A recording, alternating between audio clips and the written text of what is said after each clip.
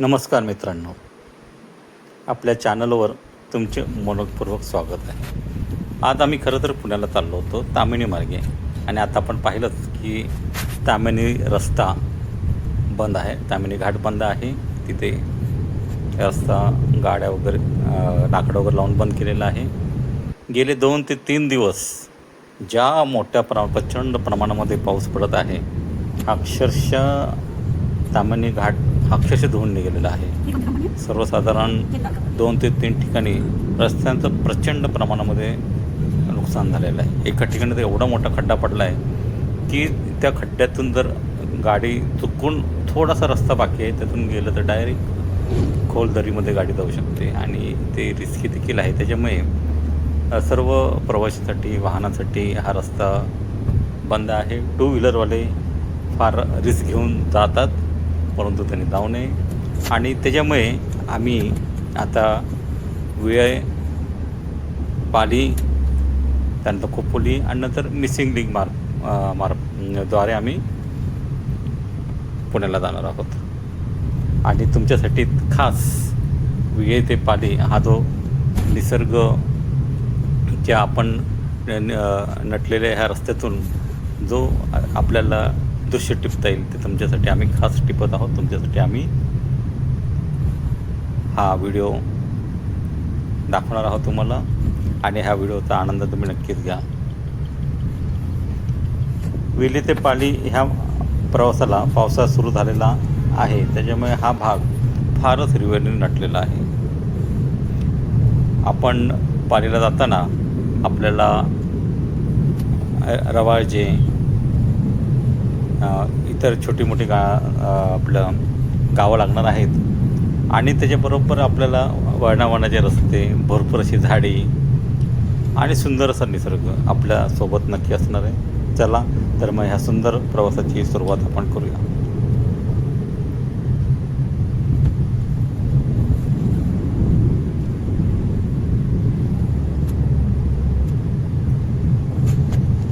गेले 4 ते 5 दिवस कोकणामध्ये प्रचंड पाऊस पडलेला आहे, आणि महाड्या शहर अक्षरशः महाबळेश्वर घाट बंद असल्यामुळे त्या बाजूने सातारा रस्ता बंद होता. खेडच्या कशिडीच्या बोगद्याजवळ दरड कोसळल्यामुळे खेडला जाणारा रस्ता बंद होता. भोर घाट तर पूर्वीच बंद आहे. आज हा आपल्याला जो घाट आहे ताम्हिणी तो देखील बंद आहे.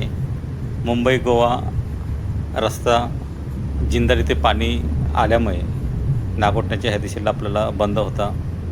रोहाकडून जाणारा रस्ता भिसेखिंडीमध्ये दरड कोसळल्यामुळे तो देखील मार्ग बंद होता. आणि हे अभूतपूर्व अशी परिस्थिती पहिल्यांदाच आम्ही पाहिली की आम्ही सर्व बाजूने लॉक झालो होतो. सगळे रस्ते बंद होते आणि कुठल्याही दिशेला प्रवास करू शकत नव्हतो. खरं म्हणजे अशा वेळी आपल्याला इतकं फार चॅलेंजिंग असतं की आपण अडकलो आहे आणि आपण कधी एकदा यातून बाहेर पडतो असं झालं होतं. त्याच्यामुळे आम्ही गेल्या वेळी जेव्हा निसर्ग वादळ आलं होतं तेव्हा 2च दिवसामध्ये ताम्हिणी घाट पूर्णपणे एका साईडने का होईना, वन वे का होईना, वन लेन का होईना, तो सुरू झाला होता. परंतु आज पहिल्यांदा आपल्याला असं दिसतं की ताम्हिणी घाट प्रचंड नुकसान झालं. ताम्हिणी घाटीचं प्रचंड नुकसान झाल्यामुळे रस्ता मला वाटतं 15 दिवस तरी बंद राहील. आणि त्याच्याबाबत काही अपडेट आला तर आम्हाला तुम्हाला शेअर करायला नक्की आवडेल. सुरू झाल्यानंतर देखील आम्ही त्या मार्गाने प्रवास करू, तो व्हिडिओ तुमच्यासाठी आम्ही आपल्या चॅनलवर नक्कीच दाखवू. त्याचे अपडेट्स आम्ही वेळोवेळी देतो. हा रस्ता निसर्ग सौंदर्याने नटलेला आहे. आपण पाहतच आहे दोन्ही बाजूला हिरवीगार झाडे. रस्ता पण डांबरी रस्ता असल्यामुळे डांबरी रस्त्यावर कार चालवण्याची मजा वेगळीच असते. ह्या रस्त्यावर आपण कुंडलिका नदीला आपण क्रॉस करतो. ह्या कुंडलिका नदीवर राफ्टिंग किंवा साहसी पाण्याचे खेळ, म्हणजे जेव्हा पाणी भरपूर असतं त्यावेळी मुंबई, पुणे या शहरामधून पर्टिक्युलर IT इंडस्ट्रीमध्ये किंवा चांगल्या मोठमोठ्या कंपनीमध्ये काम करणारे तरुण साहसी खेळ करण्याकरिता कुंडलिका जी नदी इथून सुरू होते ते कोलाड एवढ्या अंतरासाठी राफ्टिंगने आपला एक साहसी खेळ अनुभवतात, त्याचा आनंद घेतात. तसेच ह्या रस्त्यावर अनेक छोटे छोटे फार्म हाऊस आहेत. आजूबाजूच्या जे मुंबई आणि पुणे हे जे नवश्रीमंत आता झालेले आहेत, यांनी निसर्गाच्या सान्निध्यामध्ये राहण्यासाठी, निसर्गाच्या खुशीमध्ये राहण्यासाठी अनेक फार्म हाऊस घेतलेले आहेत. आणि ह्या फार्म हाऊसमध्ये शनिवार रविवारी इथे राहण्यासाठी ते येतात, ते भाड्याने देतात. इतरही लोकांना त्याच्यामुळे त्यांच्या फार्म हाऊसचा आनंद घेण्याची संधी भेटते. असे अनेक फार्म हाऊस या रस्त्याने आपल्याला जाताना दिसत आहेत. आजूबाजूला छोटे छोटे फार्म हाऊस आहेत, गावं टुमदार आहेत. आणि येथील जी राहणारे ग्रामीण आहेत ते फारच नशीबवान आहेत, कारण एवढ्या निसर्ग सौंदर्याने नटलेल्या ह्या भागामध्ये राहणं हे खरोखर म्हणजे त्यांना भरपूर असं ऑक्सिजन मिळते, भरपूर आनंदी क्षण त्यांना व्यक्त करायला भेटतात. सध्या पावसाळा सुरू असल्यामुळे भात लावणीची लगबग इथल्या शेतकऱ्यामध्ये दिसते. शेतकरी आता आपल्या भात लावणीच्या कामामध्ये बिझी झालेले आहेत.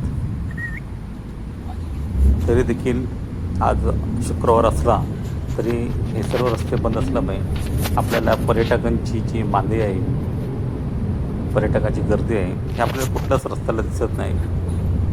कारण सगळ्यांना अपडेट्स कळालेले आहेत की हे सगळे रस्ते बंद आहेत.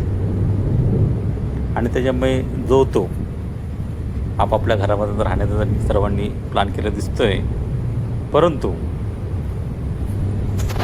गेले एक दिवस झालं, कालपासून पावसाने उघडीप घेतलेली आहे. पावसाचं वातावरण आहे, परंतु पाऊस गायब झालेला आहे. हे देखील जराशी चिंतेची बाब आहे की इतका जोरात पाऊस आल्यानंतर तेवढ्याच पद्धतीने पाऊस गायब झाला आहे. त्याच्यामुळे चिंता वाटणे साहजिक आहे.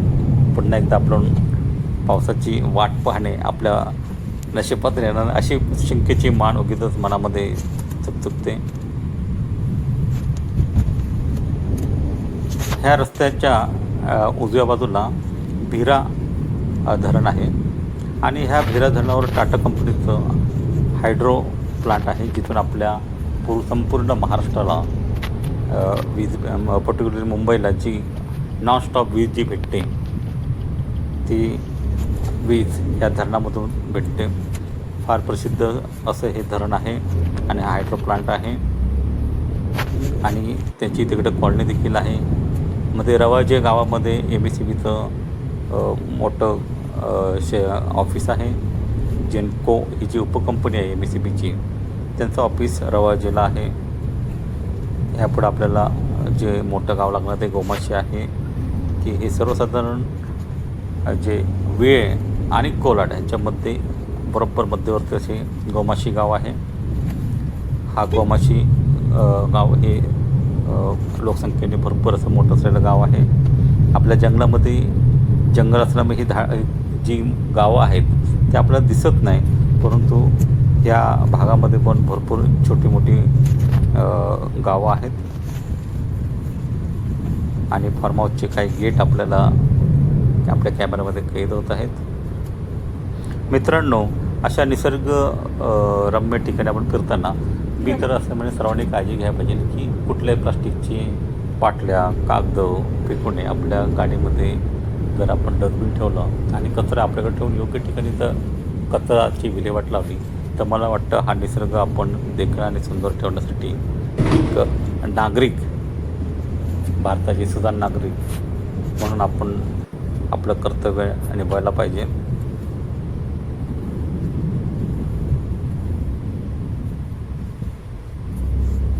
हा रस्ता ग्रामीण असला तरी वाहन चालवताना विशेष काळजी घेणे आवश्यक आहे. अनेक ठिकाणी तीव्र वळणे आहेत, चढ उतार आणि पावसामुळे घसरडा झालेला रस्ता दिसतो. त्यामुळे सावधगिरीने वाहन चालवणे फार गरजेचं आहे. आपण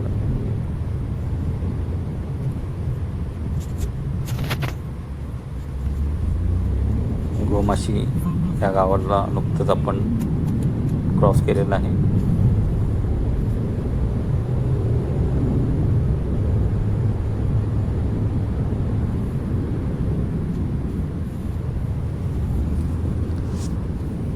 मित्रांनो, ह्यापूर्वीच्या भागामध्ये तुम्हाला आम्ही पाली शहराचं देखणं चित्रण दाखवलं होतं. पाली शहर हे श्री बल्लाळेश्वर यांच्या ह्या अष्टविनायकापैकी महत्त्वाच्या अष्टविनायकाच्या मंदिरामुळे सुप्रसिद्ध आहे.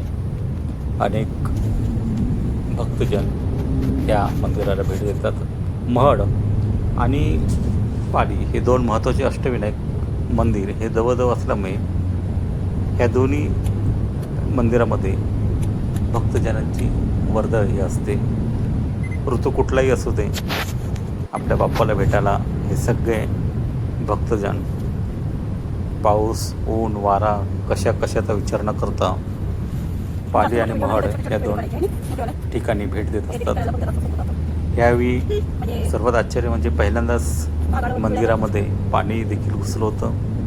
आम्ही ते जे काही फोटो का व्हिडिओज आम्ही पाहिले, आम्हालाही आश्चर्य वाटलं की कारण पाऊसच एवढा मोठा होता की पहिल्यांदाच मंदिरामध्ये पाणी घुसलं होतं. आता मंदिर प्रशासनाने सर्व मंदिर स्वच्छ केलं असणार.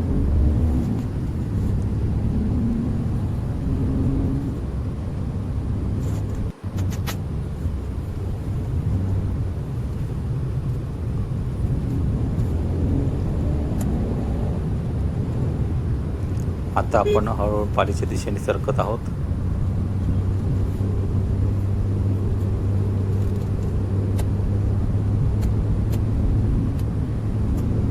मित्रांनो,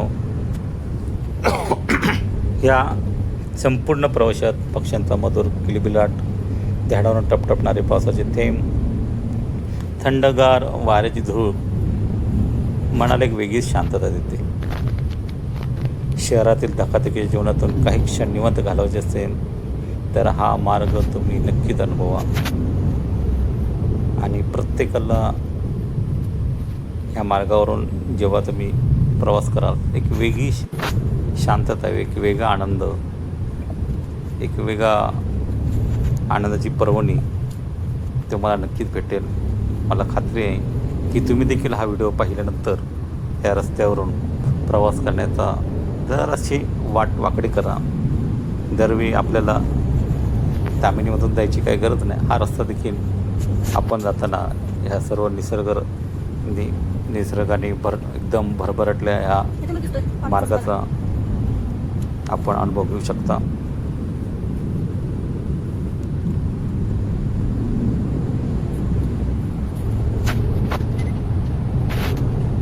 आता आपल्याला पालीचा सुप्रसिद्ध सुधागड हा किल्ला दिसतोय. शिवाजी महाराजांचा अत्यंत महत्त्वाच्या किल्ल्यापैकी आहे किल्ला. रायगडाचं संरक्षण करण्याची जबाबदारी ज्या किल्ल्यावर होती त्या किल्ल्यापैकी सुधागड हा एक किल्ला अत्यंत चिवट, अत्यंत अवघड करण्याकरिता आणि जिंकण्याकरिता सुद्धा अवघड असा हा किल्ला आहे. ह्या किल्ल्यामुळे ह्या पाली शहराचं ऐतिहासिक महत्त्व आपल्या लक्षात येतं.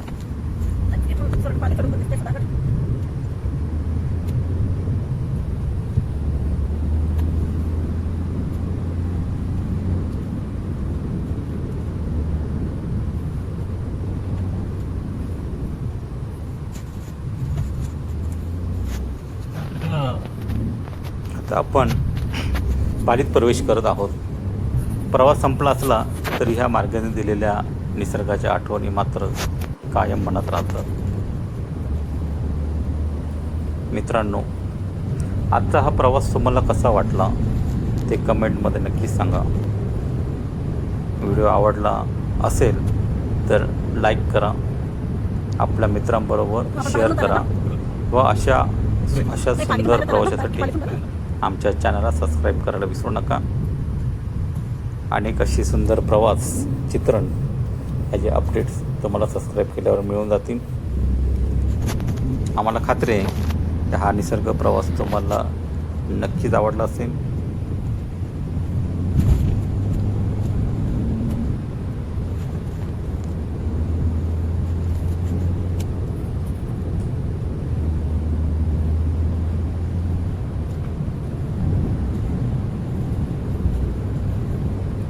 थोड्याच वेळामध्ये आपण पाली शहरामध्ये प्रवास केलेला आहे. यापूर्वीचा आम्ही पाली शहराचा जो व्लॉग आहे तोही तुम्ही नक्कीच पाहाल.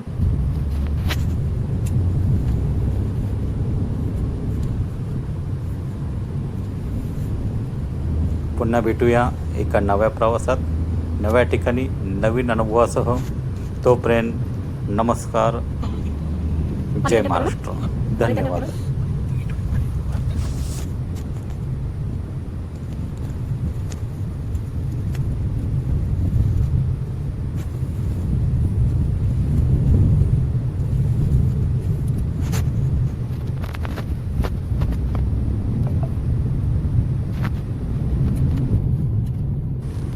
स्वागत आहे.